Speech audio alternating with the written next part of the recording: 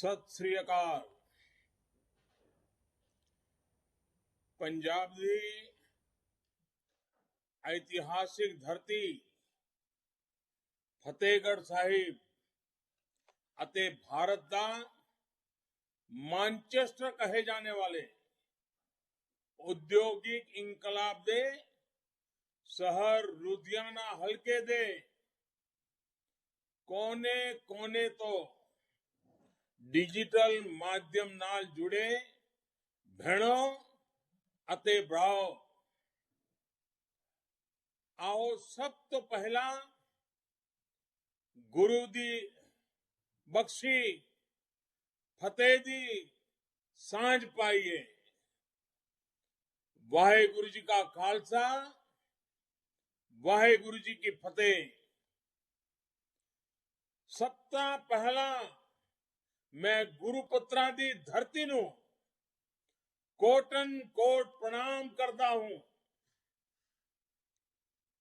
छोटे साहिबजादों बाबा जोरावर सिंह और बाबा फतेह सिंह की शहादत पीढ़ियों को प्रेरित करने वाली है। ये मेरा सौभाग्य है कि साहिबजादों के त्याग को मान देने का अवसर मुझे मिला, हमारी सरकार को मिला। देश की रक्षा को सबसे ऊपर रखना, देश को सबसे आगे रखना, यही पंजाब की पहचान रही है।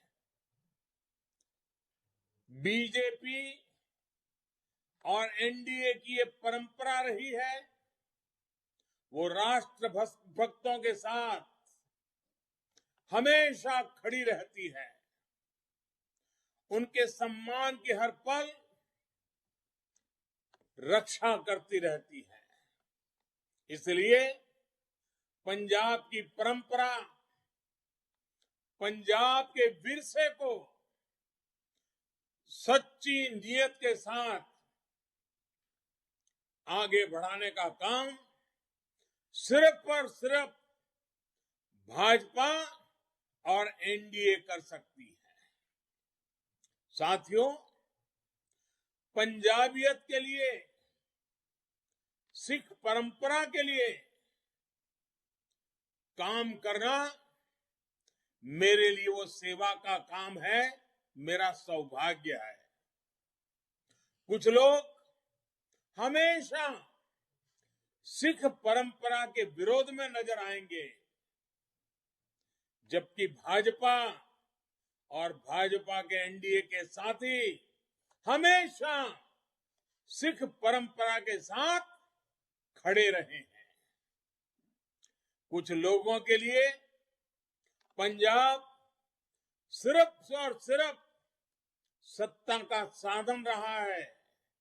हमारे लिए गुरु परंपरा का, पंजाबियों की सेवा और सत्कार का, जी भर के सेवा करने का, सत्कार की परंपरा को निभाने का माध्यम रहा है। ऐसे लोगों ने पंजाब पर राज करने के लिए क्या क्या षड्यंत्र, क्या क्या साजिशें नहीं रची। इन लोगों ने पंजाब को, गुरुओं की धरती को आतंक की आग में झोंका। हमने दुनिया भर में सिख आस्था को बढ़ाने के लिए ईमानदार प्रयास किए। कांग्रेस ने सिखों का नरसंहार किया, हमने नरसंहार के दोषियों को सजा दिलाई। कांग्रेस करतारपुर को भी भारत में न रख सकी, हमने करतारपुर की राहदारी खोल दी।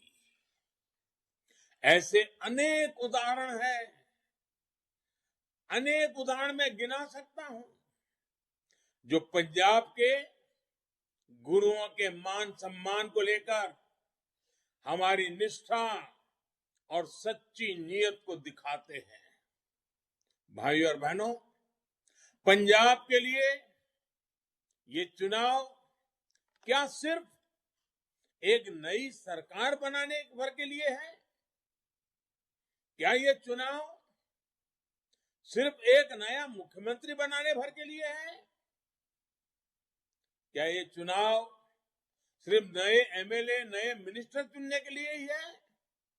जी नहीं, ये पंजाब में विकास की गति तेज करने और पंजाब को अनिश्चितता की स्थिति से बाहर निकालने के चुनाव है। एनडीए आज पंजाब में असली बदलाव के लिए मैदान में है। भाजपा के नेतृत्व में एनडीए की पूरी टीम इस मकसद के साथ संकल्प लेकर के आपके बीच आई है। अब भाजपा अपने साथियों के साथ पंजाब के विकास के लिए, पंजाब के लिए विकास और विश्वास का नया और पुख्ता रोड मैप लेकर आई है। पंजाब के लिए एनडीए ने अपने 11 संकल्प सामने रखे हैं।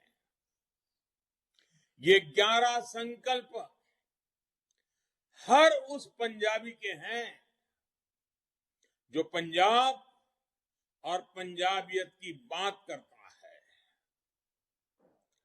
मैं कुछ संकल्प जो भारतीय जनता पार्टी और एनडीए के साथियों ने रखे लिए हैं, वो आज आपके सामने रखता हूं। हमने संकल्प लिया है बॉर्डर एरियाज का विकास करने के लिए बॉर्डर एरिया डेवलपमेंट अथॉरिटी का गठन किया जाएगा।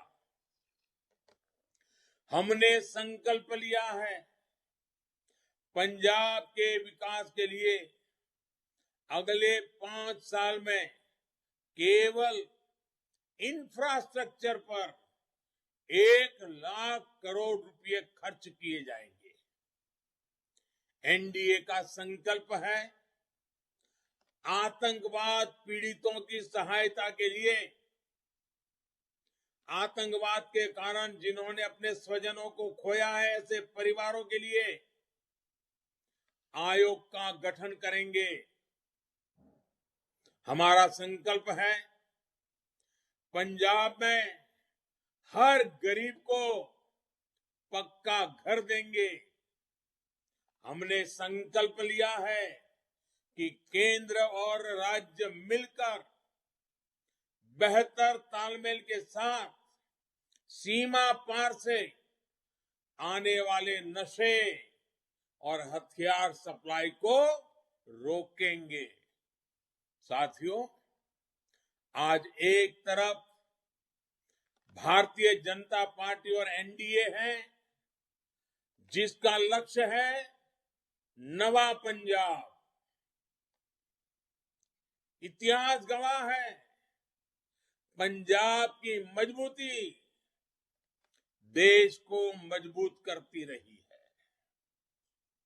मैं पंजाब की माताओं, पंजाब की बहनों, पंजाब की बेटियों से विशेष रूप से कहना चाहता हूं, नशे की जिस समस्या ने आपको, आपके परिवार को तबाह करके रखा है, जिसके कारण आप परेशान हैं और आप लोग जिससे पंजाब को आजाद कराना चाहती है, जिससे अपनी संतानों को दूर रखना चाहती है, पिछले चुनाव में जिन लोगों ने नशे के संबंध में भांति भांति के भाषण किए, और चुनाव समाप्त होते ही खो गए। उन्होंने आपकी तो मदद नहीं की, उल्टा इस कमी को, इस बीमारी को दिल्ली के नौजवानों तक पहुंचा दी। वो लोग आज फिर वहां पहुंचे हैं और यहां आकर मीठी मीठी बातें करके आपसे फिर वोट मांग रहे हैं। ऐसे लोगों से पंजाब को बहुत सतर्क रहना है। भाइयों और बहनों, पंजाब को आज कोरे वायदे नहीं चाहिए। एनडीए सरकार के, डबल इंजन की सरकार के ईमानदार इरादे चाहिए, ईमानदार प्रयास चाहिए। पंजाब को आज हर स्तर पर आधुनिकता की जरूरत है। ये काम कांग्रेस के बस का नहीं है। और जिन्होंने दिल्ली को झुग्गी झोपड़ी में परिवर्तित करने का बीड़ा उठाया है, उनका तो बिल्कुल नहीं है। कोरोना काल में आपने देखा है कि कैसे कांग्रेस अपने कैप्टन साहब के अपमान में ही ऊर्जा लगाती रही। ये काम उनके बस में भी नहीं, जो दिल्ली तक को नहीं संभाल पा रहे। ऐसे में पंजाब के सामने अगर कोई मजबूत विकल्प है, पंजाब के हितों के लिए अपने आप को खपाने वाला कोई विकल्प है, तो विकल्प है भाजपा और एनडीए। हम 21वीं सदी का स्वर्णिम भारत बनाने में, आत्मनिर्भर भारत बनाने में जुटे हैं। इस विजन का पंजाब बहुत अहम हिस्सा है। जब यहां विकास का डबल इंजन लगेगा, तो पंजाब में विकास की गति भी बढ़ेगी और प्रगति भी आएगी। साथियों, एनडीए के पास नवा पंजाब का विजन है और काम का ट्रैक रिकॉर्ड भी है। केंद्र सरकार की मदद से पंजाब के अमृतसर में आईआईएम और भटिंडा में एम्स बनाया गया है। दिल्ली अमृतसर कटरा एक्सप्रेस वे भी पंजाब के कई जिलों से गुजरेगा। इस एक्सप्रेस वे की लागत में से लगभग 40,000 करोड़ रुपया सिर्फ पंजाब में लगने वाला है। इससे कई जिलों में उद्योगों को बढ़ावा मिलेगा। अगर पंजाब में काम करने वाली सरकार हुई, तो नई फैक्ट्रियां भी वहां आएगी। कभी दूसरे प्रदेशों के नौजवानों को रोजगार देने वाले पंजाब से आज पलायन शुरू हो गया है। ये हालत भी उद्योग और इंफ्रास्ट्रक्चर के विकास से ही बदली जा सकती है, पलायन रोका जा सकता है। भाइयों और बहनों, यहां मंडी गोविंदगढ़ पारंपरिक रूप से स्टील सिटी के नाम से प्रसिद्ध है। अंतर्राष्ट्रीय बाजार से प्रतिस्पर्धा करने के लिए यहां जिस तरह के इंफ्रास्ट्रक्चर की जरूरत है, जो संसाधन चाहिए, उस पर ध्यान देने की जरूरत है। भारतीय जनता पार्टी एनडीए सरकार वन डिस्ट्रिक्ट वन प्रोडक्ट, इसके तहत इस तरह के सभी औद्योगिक केंद्रों का विकास करेगी। लुधियाना की टेक्सटाइल इंडस्ट्रीज को तेजी से नई ऊर्जा की जरूरत है। केंद्र सरकार ने टेक्सटाइल सेक्टर के लिए अभी खास तौर पर पीएलआई स्कीम की शुरुआत की है। इस योजना के तहत टेक्सटाइल मैन्युफैक्चरिंग को बढ़ावा देने के लिए इंसेंटिव दिया जाएगा। एनडीए सरकार जब यहां बनेगी तो ऐसी योजनाएं तेजी से लागू हो पाएगी जो पंजाब का कल्याण करेगी, पंजाब को विकास की नई ऊंचाई देगी। साथियों, पंजाब की खेती ने भारत को हमेशा ताकत दी है, लेकिन जो दल बरसों तक पंजाब की सत्ता के केंद्र में रहे, उन्होंने पंजाब के किसानों को क्या दिया? पंजाब के किसान को कर्ज से, बंजर होती जमीन से, कैंसर देने वाले पीने के पानी से मुक्ति देने का इन दलों के पास कोई रोड मैप ही नहीं है। पंजाब के किसानों को चाहिए बीज से बाजार तक आधुनिक व्यवस्थाएं। पंजाब के किसानों को चाहिए आधुनिक कोल्ड स्टोरेज, फूड पार्क और फूड प्रोसेसिंग के उद्योग। पंजाब के किसानों को चाहिए अपने उत्पाद एक्सपोर्ट करने के लिए बेहतरीन कनेक्टिविटी। इन सभी क्षेत्रों पर हमारी डबल इंजन की सरकार और तेजी से काम करेगी। साथियों, पंजाब के किसानों का खेती पर होने वाला खर्च कम हो, उनकी आय बढ़े, ऐसे हर काम को हमारी सरकार प्राथमिकता दे रही है। छोटे किसानों के कल्याण के लिए हमारी सरकार लगातार कदम उठा रही है। सबसे ताजा उदाहरण फर्टिलाइजर का है। पिछले साल हमारी सरकार ने P&K फर्टिलाइजर के लिए करीब 45,000 करोड़ रुपए से ज्यादा सब्सिडी बढ़ाई। यूरिया के लिए भी सब्सिडी में हमारी सरकार ने करीब 35,000 करोड़ रुपए की वृद्धि की है। इस बजट में भी हमने फर्टिलाइजर सब्सिडी के लिए रिकॉर्ड राशि का प्रावधान किया है। भाइयों और बहनों, आज पहली बार पंजाब में MSP पर रिकॉर्ड खरीद के साथ यहां के किसानों को इसका पैसा सीधा बैंक खाते में भेजा जा रहा है। 2014 से पहले के 7-8 सालों में पंजाब के किसानों को धान की फसल के MSP के रूप में लगभग 1 लाख करोड़ रुपया मिले थे।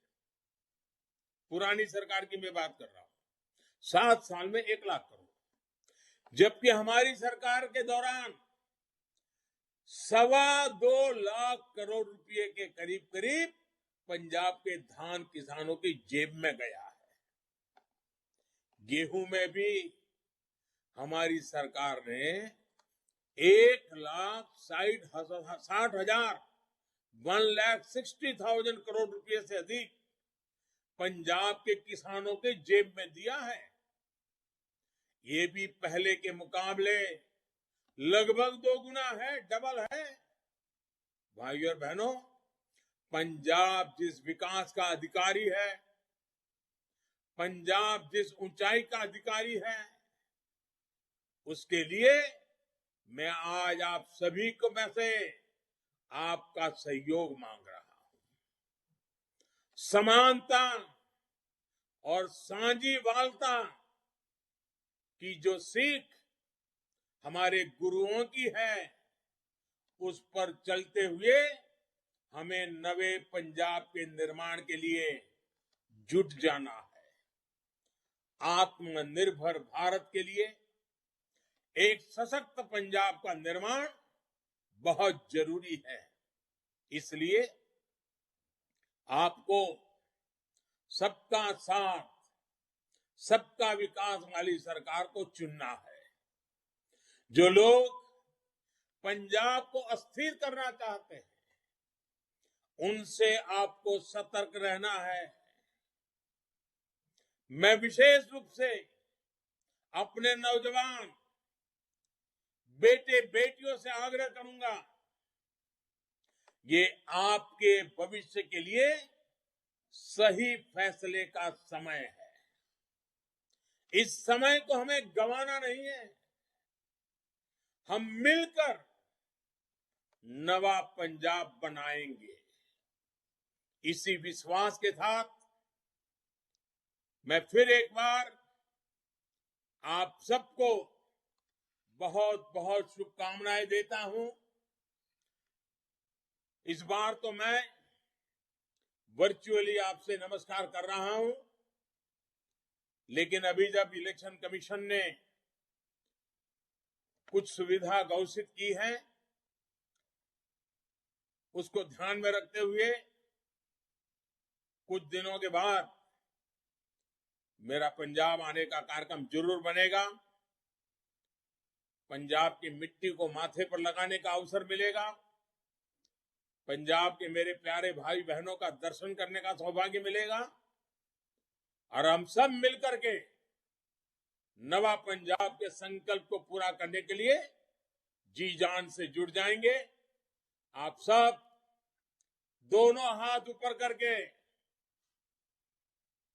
मेरे साथ बोलेंगे, भारत माता की, भारत माता की, भारत माता की। बहुत बहुत धन्यवाद।